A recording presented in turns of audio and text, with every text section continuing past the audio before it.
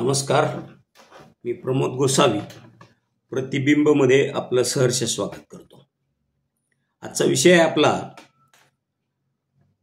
जिंकल्यानंतरही मोहिते पाटील संकटात सापडलेले आहेत।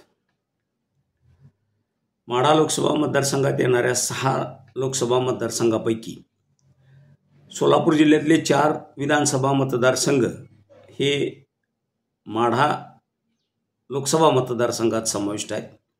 त्यात सांगोलामध्ये शेकापनं विजय मिळवला आहे। माढा, करमाळा आणि माळशिरस या 3 ठिकाणी राष्ट्रवादी काँग्रेस शरदचंद्र पवार पक्ष विजयी झालेला आहे।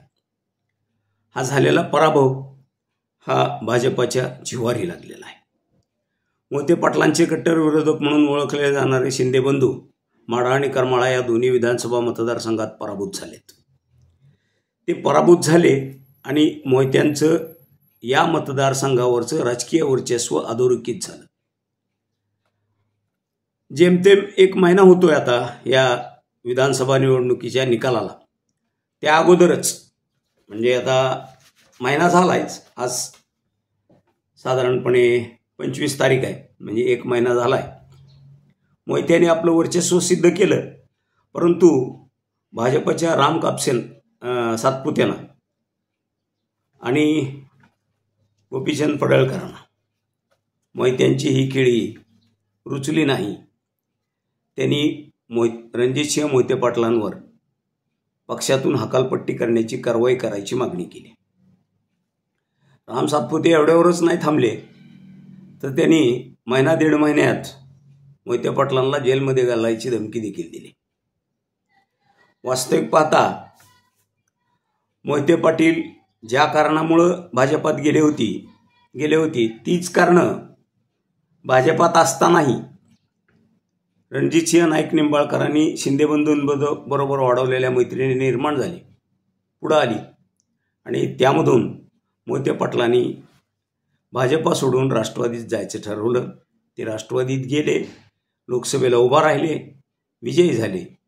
लोकसभेमध्ये महायुतीला बॅकफुटवर जावं लागलं, त्यामुळं महायुती शांत होती। परंतु विधानसभेमध्ये भरघोस असं यश मिळाल्यानंतर आणि भरभक्कम बहुमत पाठीशी आल्यानंतर आता ते ॲक्शन मोडवर आलेले आहेत। नाहीतर लोकसभेनंतरच्या 6 महिन्याच्या काळामध्ये त्यांचं थोडं धोरण मवाळकीचं होतं। रणजितसिंह मोहिते पाटलांवर ते कारवाई त्याही वेळेला करू शकले असते, परंतु त्यावेळी त्यांनी ते काही केलं नाही। आता त्यांनी त्यांना नोटीस बजावलेली आहे। ती बजावलेली नोटीस तिची मुदत संपलेली आहे। तोपर्यंतच सोलापूर जिल्हा मध्यवर्ती सहकारी बँकेच्या थकीत कर्जाच्या प्रकरणावरून शंकर सहकारी साखर कारखान्याच्या संचालक पदावरून का बडतर्फ करण्यात येऊ नये अशी नोटीस मोहिते पाटलांना सहकार विभागामार्फत पाठवण्यात आलेली आहे। हा सगळा जर प्रकार लक्षात घेतला तर मोहिते पाटलांना भाजपनं घेरलेला आहे। त्याचं कारणही तसंच आहे की भाजपला माढा लोकसभा मतदारसंघातला पराभव जिव्हारी लागलाय। तो जितका जिव्हारी लागलाय तितकाच या मतदारसंघात सोलापूर जिल्ह्यातल्या 4ही विधानसभा मतदारसंघात भाजपाला किंवा महायुतीला पराभूत व्हावं लागलं, हेही या नेतेमंडळींना सहन होईना असं झालेलं आहे। आणि अशा अवस्थेत आता मोहिते पाटलांना वास्तविक पाहता मोहिते पाटलांचं राजकीय पुनर्वसनाबरोबरच सहकारातलं पुनर्वसन देखील देवेंद्र फडणवीसांनी केलेलं होतं। असं असताना मोहिते पाटलांनी घेतलेला निर्णय साहजिकच देवाभाऊंना मान्य होणार नाही। आणि आता ते तर सर्वेसर्वा आहेत राज्याचे, त्यामुळं मोहिते पाटलांवर विजयानंतर देखील एक नवं संकट येऊन ठेपलेलं आहे। हा इथून पुढचा काळ काही काळ का होईना मोहिते पाटलांसाठी अडचणीचा ठरणार आहे।